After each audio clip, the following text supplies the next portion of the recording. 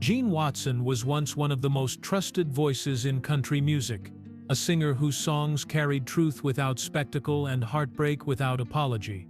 From the mid-1970s through the early 1980s, his voice filled radios across America, steady and familiar, the kind of sound that felt lived in rather than performed. Yet today his name rarely surfaces in modern conversations about country legends. During his peak years, Watson delivered hit after hit. Songs like Love in the Hot Afternoon, Paper Rosie, and Farewell Party, records that resonated with listeners who valued feeling over flash. Other artists praised his control and sincerity. Fans followed him faithfully, and the industry knew his name. Still, as the years passed, something shifted, not in his voice, but in the spotlight itself. He did not stop working. He did not turn his back on music, and he never lost the gift that made people listen. So why did Gene Watson seem to fade from view, even while he was still standing on stage, doing exactly what he had always promised to do? Before the charts, before the awards, before anyone outside of Texas knew his name, Gene Watson was already living inside the music. Born Gary Gene Watson in October of 1943 in Palestine, Texas, he grew up surrounded by the everyday sounds of working life, conversations spoken plainly, emotions carried without decoration. That environment shaped the way he sang later, not as a performer reaching outward, but as a man telling the truth straight ahead. Music did not arrive as an escape for Watson. It arrived as something steady, something honest. In the early 1960s, while many young singers chased fast recognition, he balanced his days between auto body repair work and nightclubs, fixing cars by daylight and pouring feeling into songs after dark. That balance mattered. It kept his voice grounded, connected to people who worked hard, loved deeply, and expected music to sound like life rather than illusion. His first single, If It's That Easy, was released in 1962. It did not change everything overnight, yet it marked a promise. Watson was not trying to bend country music into something new. He was committing himself to what it had always been. Even then, listeners noticed the control in his voice, the way he could hold a note without forcing it, the way pain and restraint seemed to live side by side. The real turning point came more than a decade later. In 1975, Love in the Hot Afternoon reached number 3 on the Billboard Hot Country Singles chart. That moment answered one question clearly: Gene Watson could reach a national audience without sacrificing his sound. Yet it opened another question just as important. How long could that kind of honesty survive in a business that rewarded spectacle? What set Watson apart during those years was not image or volume, but trust. His songs felt lived in, as though the stories had been carried for years before ever reaching a microphone. Paper Rosie followed in 1977, then Farewell Party in 1979, each reinforcing the same truth. This was a singer who understood heartbreak without exaggeration. He did not rush emotion, he allowed it to settle.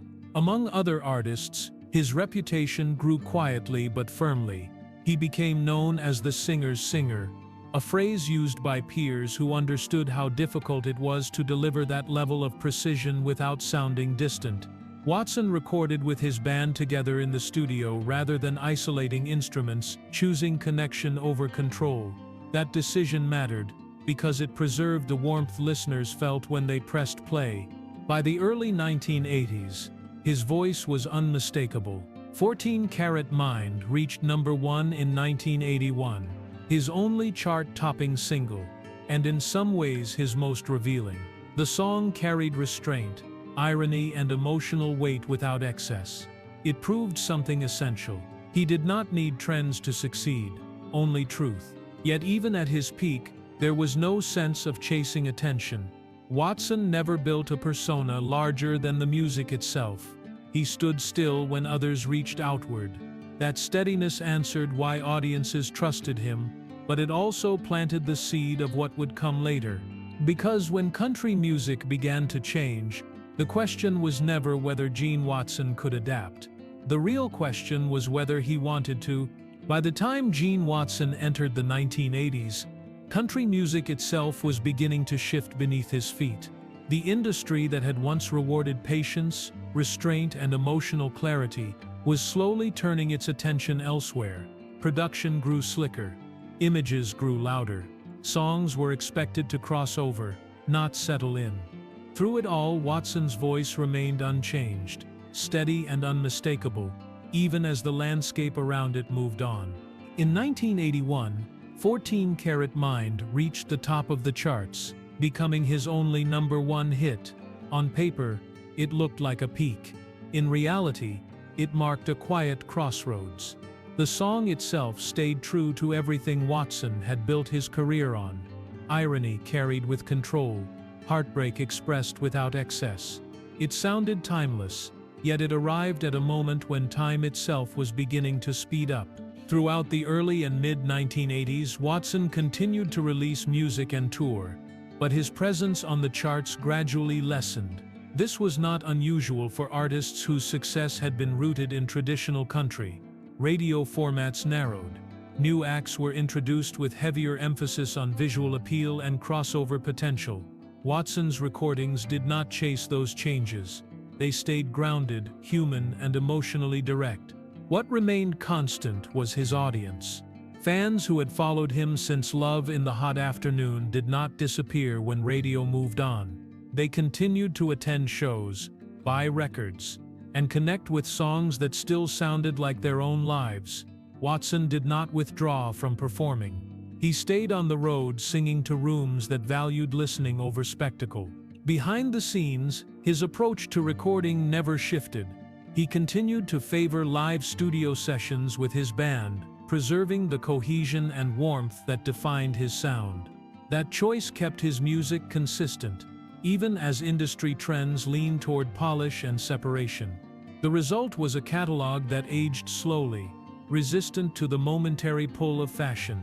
By the late 1980s and into the 1990s, Watson's name appeared less frequently on Billboard charts. Yet his output did not stop.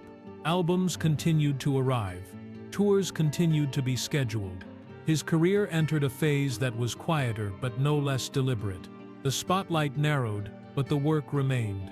For many listeners, this period felt like a disappearance, though nothing had actually ended.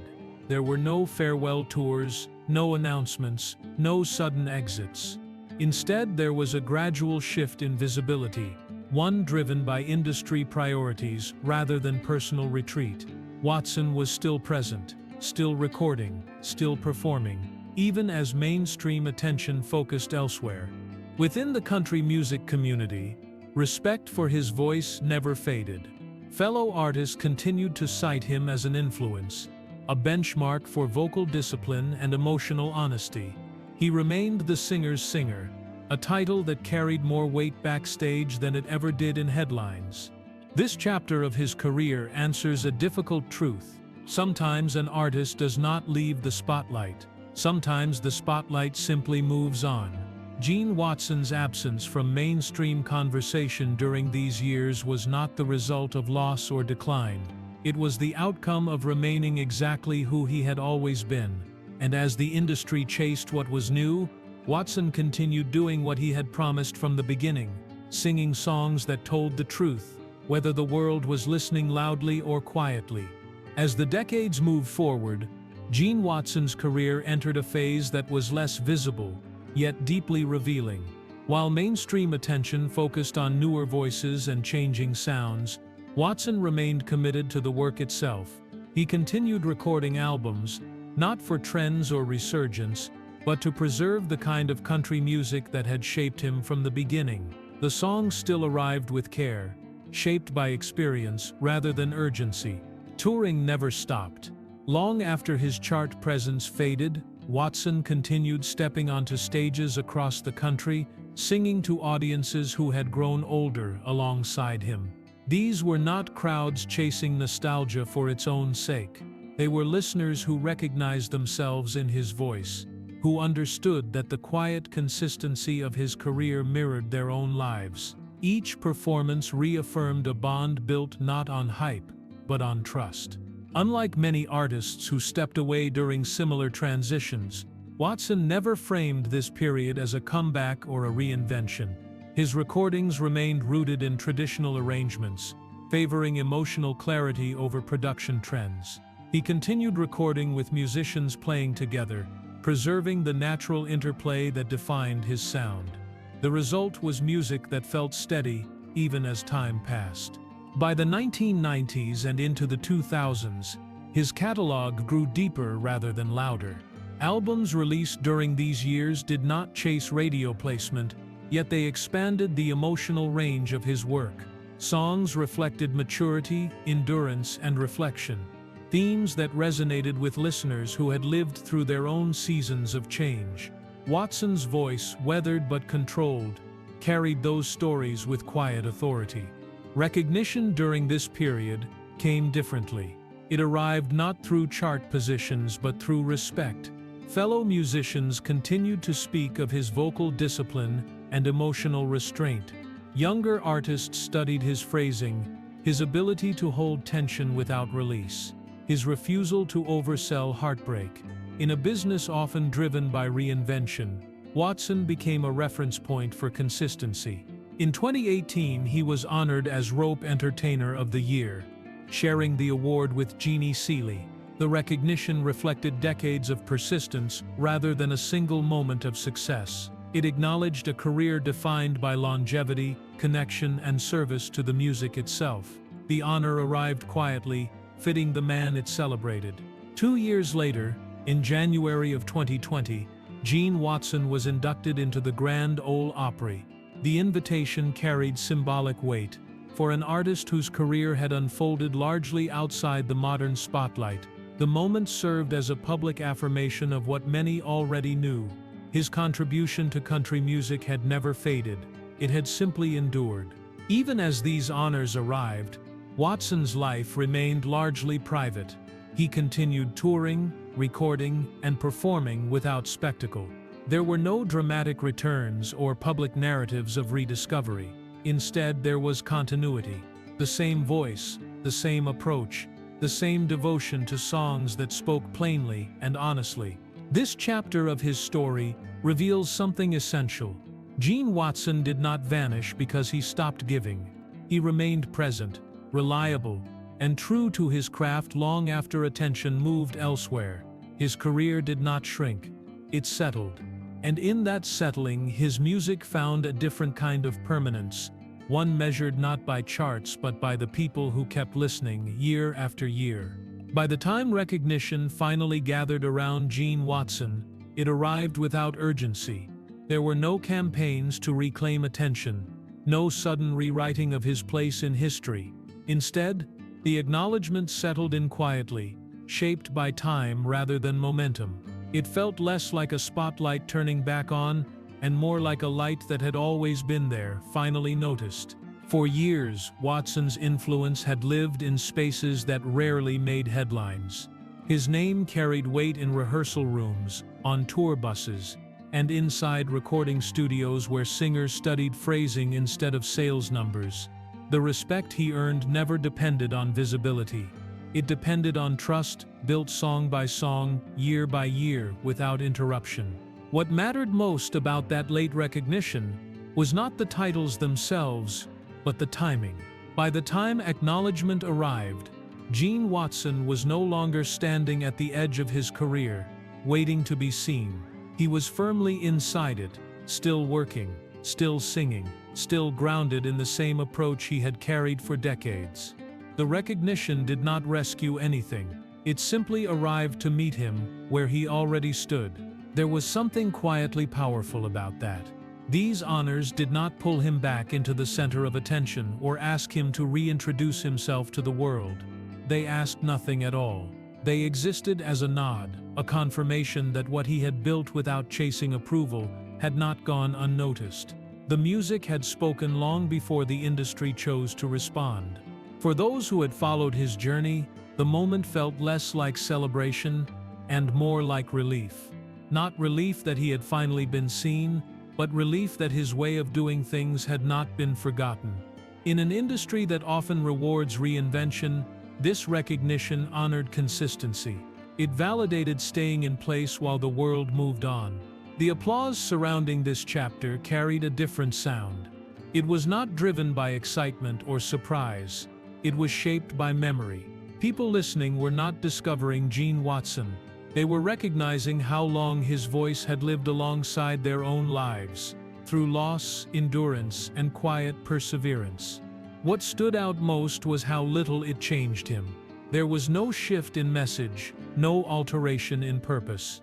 He did not speak differently about his past or frame the moment as a turning point. The work continued as it always had. The songs remained steady. The connection stayed intact. This stage of his life revealed something essential about legacy. True influence does not demand acknowledgement in the moment. It waits. It accumulates quietly, carried forward by those who remember. When recognition finally arrives, it does not need to announce itself loudly. It simply confirms what time has already proven.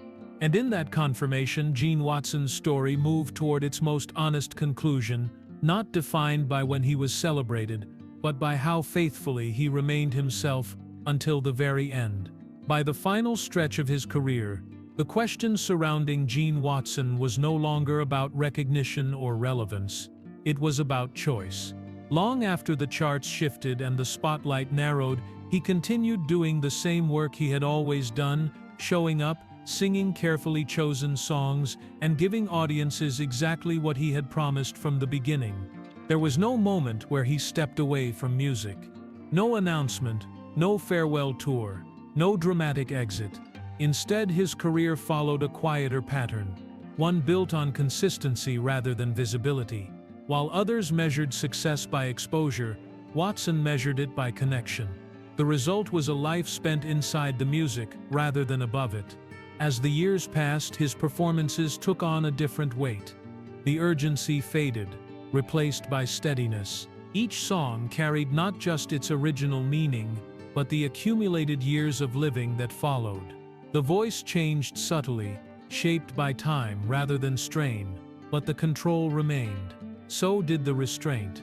He never leaned on nostalgia to hold an audience. He trusted the songs to do that work on their own. What became clear was that Watson's disappearance from mainstream conversation was not the result of loss or decline. It was the natural outcome of choosing a path that did not require constant attention. He did not step aside for relevance.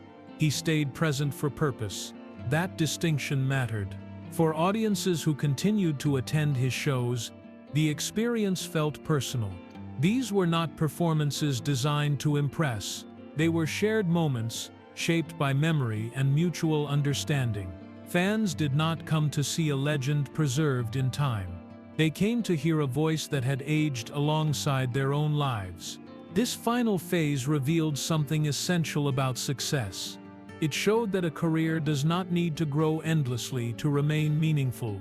Sometimes it becomes more focused, turning toward what endures rather than what sells. Watson's work during these years reflected that truth. Each performance felt intentional, shaped by care rather than demand. Even now, his presence stands as a reminder of another way to live inside music, a way that values endurance over excitement. A way that allows a career to settle instead of burn out. He did not chase moments, he built years. The reason Gene Watson seemed to vanish from the spotlight is simple, though not dramatic. He never followed it when it moved. He stayed with the music instead. That choice shaped everything that followed. In the end, his story is not about disappearance. It is about devotion, about choosing truth over noise, connection over attention, and purpose over praise. His voice did not fade. It remained, steady and unchanged, waiting for those willing to listen. And for those who did, it was always there. Gene Watson's story does not end with disappearance, but with clarity.